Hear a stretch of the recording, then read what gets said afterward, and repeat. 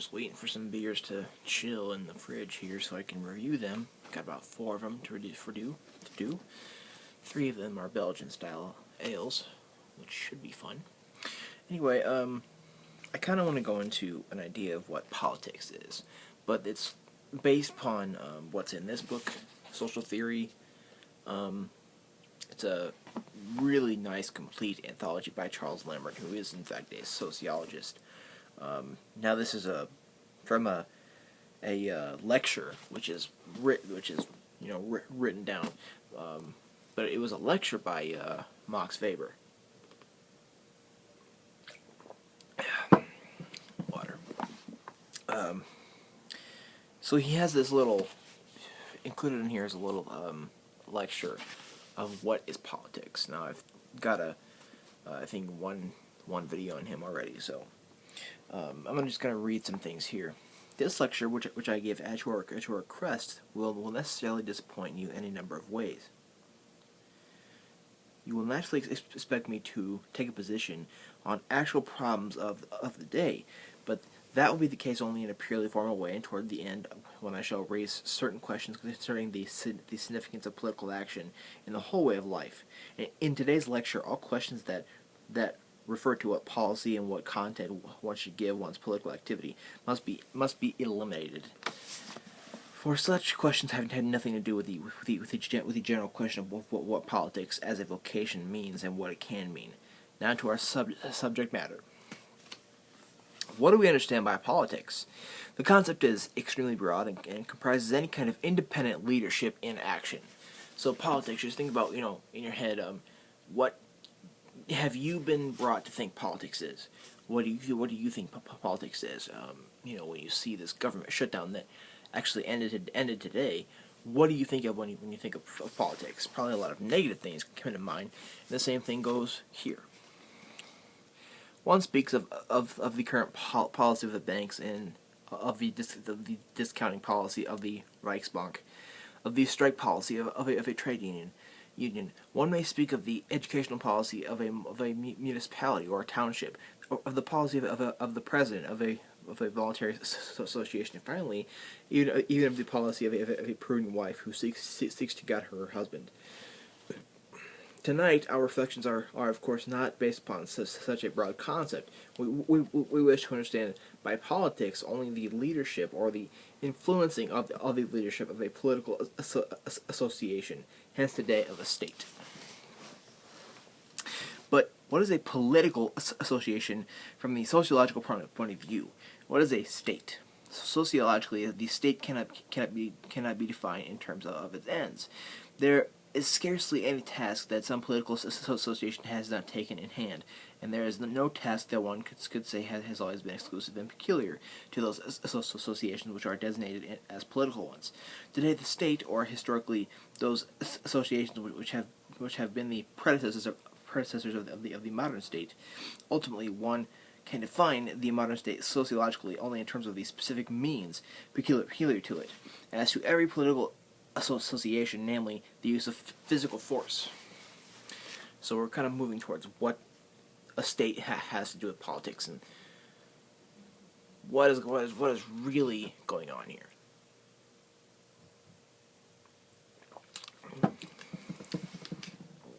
Every state is founded on force, said Trotsky at Brest-Litovsk.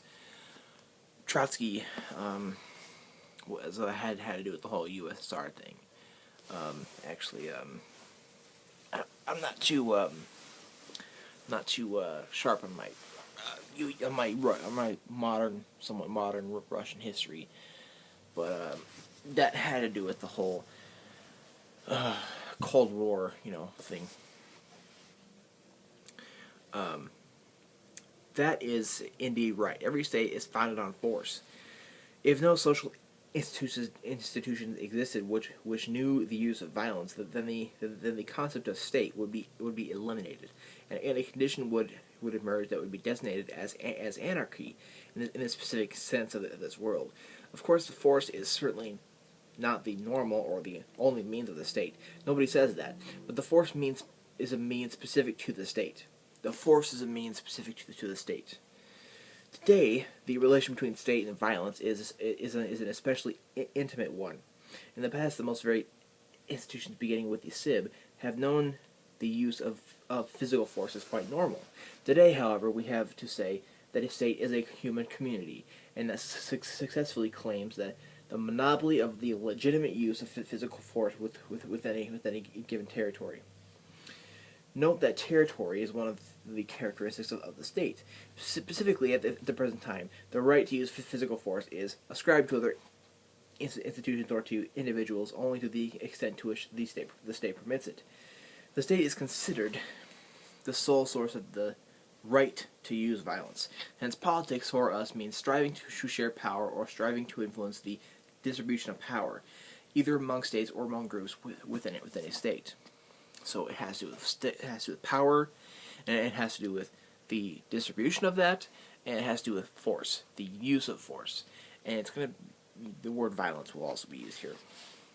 What did I write here?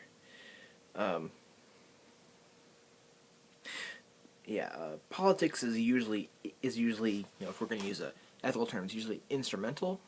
We have the division between instrumental and intrinsic. If you're in the ontology of ethics, you're going to do something because of its intrinsic value. If you're a consequentialist, you will do something because of its instrumental value, because you will do a certain thing as to get utility. If you're a utilitarian, it's an instrumental as it's a means towards something else. This idea of politics is a means towards gaining certain force within a state. To put it smallly, this corresponds essentially to ordinary usage. When a question is said to be a political question, when a cabinet minister or an official is said to be a political official, or when a decision is said to be politically determined, what is always meant is that interests in the distribution, maintenance, or transfer of power are decisive for answering the questions and determining the decision or the official's sphere of activity. So if it's a political action, then that means it has to do with something about power. He who is active in politics strives for power, either as a means in serving other aims, ideal or egoistic, or as power for power's sake. So it's gaining power is either for power as to get something else, or power is the intrinsic goal of engaging in politics. Engaging in politics, according to Weber, is actually it's instrumental in that you're going to distribute, transfer, or maintain power. But power is either instrumental or intrinsic, depending on the one that is in political activity.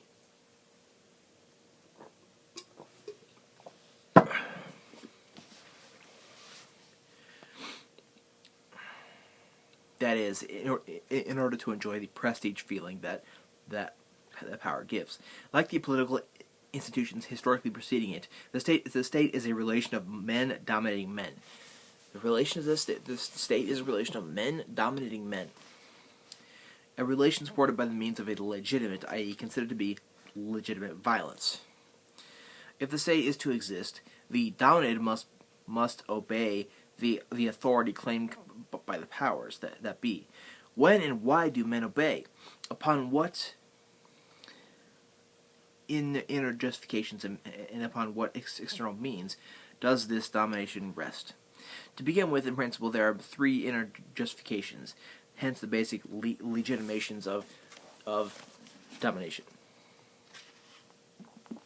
First, the authority of the eternal yesterday, i.e., of the more sanctified through the unimaginably ancient recognition and habitual orientation to conform. This traditional domination exercised by the patriarch and the patrimonial prince of yore. So then there, second, there is the authority of the extraordinary impersonal gift of grace. This charismatic domination as exercised by the prophet or in the field of politics by the elected warlord, the plebiscitarian, I can't pronounce that word, and the great demagogue, or the political party leader. Finally, there's a domination by virtue of legality. It is understood that in reality, obedience is determined by highly robust motives of fear and hope. That was really all I wanted to read.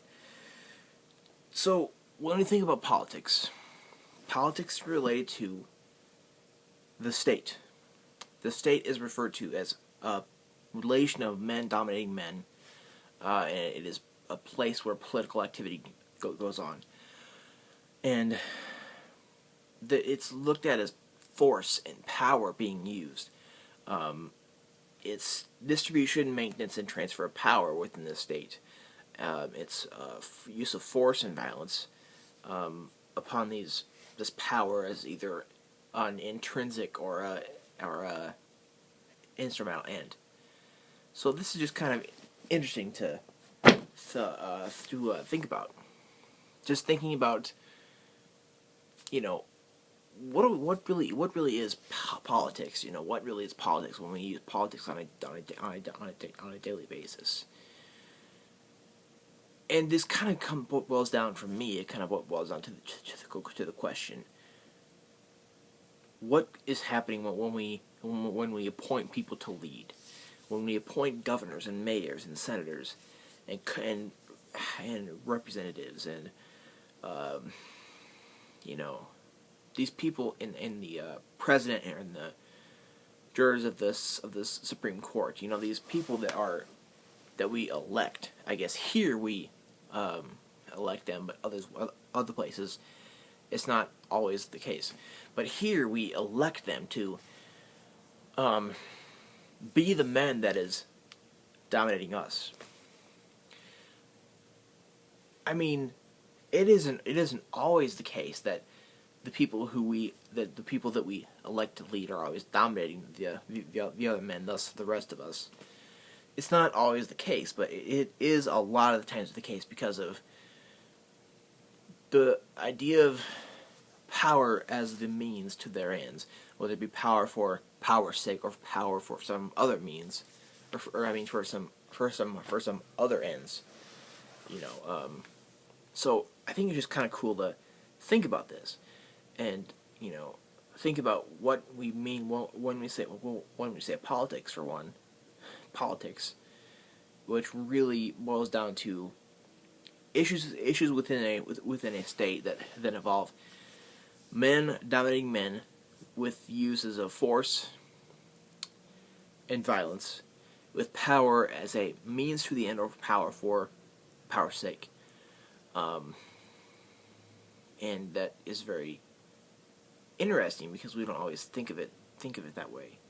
We think of it in terms of these people only as these people that we have elected for us, and we don't think about what could occur given this little relation of men that we have elected, though men dominating men. And is this true? Yeah, I think it is. It isn't always the case that a senator will be a crook and will do things for his own desire. For instance, Lee Terry, that is a congressman. Actually, he's a senator for the city of Omaha. The city of Omaha, Nebraska, is pretty much one big district. No, I think he's a House representative, and the district that Terry represents is most of the city of Omaha, and he's been in office for a very, very, very long time because he keeps getting elected, and I think he's a crook because he will move boundaries around to gain favor for himself. He will do things to maintain his place. He will do things to maintain his place of power, and I don't think he really cares about anybody, really. I could go on about specific men that we have elected to dominate the men here in Nebraska. I could go on, but the whole truth is Lee Terry is just a mere example of how he's just a mere example of how people who we have elected to lead, thus the men dominating other men, the men dominating us, the rest of us. It often ends up in not such a good way, I guess. It ends up, with the people who we have put in their place of power to be caring about that one place of power, not really a whole lot else, but about that power, whether it's for a means to other ends or for power's sake, and they will do things at the expense of the people. So, yeah, let me know what you think about this. This is kind of a useful thing to think about because, I think this is something that is very useful and it's going on here today, in this country today.